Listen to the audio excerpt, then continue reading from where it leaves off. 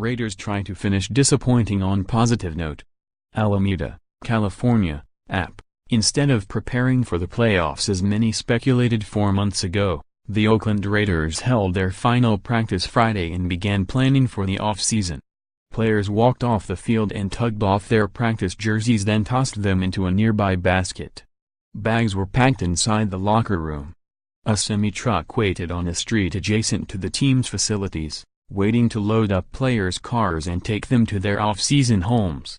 There is no postseason for the Raiders, a major disappointment for a team that finished 12-4 a year ago and was predicted by many to challenge New England for the AFC title. That alone is why middle linebacker NaVorro Bowman believes it would be a major mistake for the players to simply go through the motions this week. "I don't think guys can afford to do that, being on a team like this where we haven't played well and changes can be made after this year," Bowman said.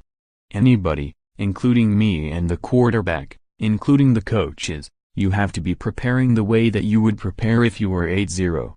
In the position that we're in, you don't want to put any bad film out there." Bowman's status is one of the issues the Raiders front office and coach Jack Del Rio will have to confront in the offseason.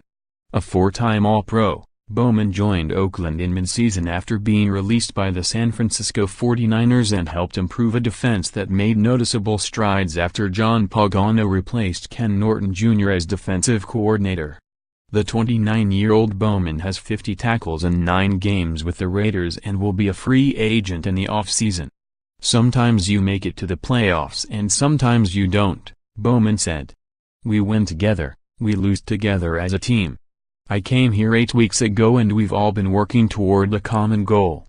We try to play together and play a full 60-minute game and control what we can control."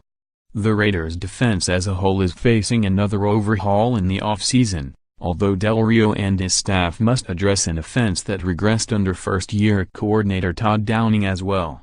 Oakland also spent millions in extensions for quarterback Derek Carr, left tackle Donald Penn and right guard Gabe Jackson, but have just 6 wins to show for it. The only tangible goal left for Oakland now is to avoid having double-digit losses, something that hasn't happened since Del Rio was hired in 2015. Like Bowman, Del Rio said he will be watching to see which players finish out the season strong and which ones pack it in early. "You're looking for guys who love ball," Del Rio said. "We feel like we have that. Still, it's an issue he and his staff will monitor." "You're always learning," Del Rio said. "You're always evaluating, you're always learning. I think when you're dealing with tough times, I think you probably do get to have the exposure of how guys respond. I think really for the most part, our guys have been really solid with that."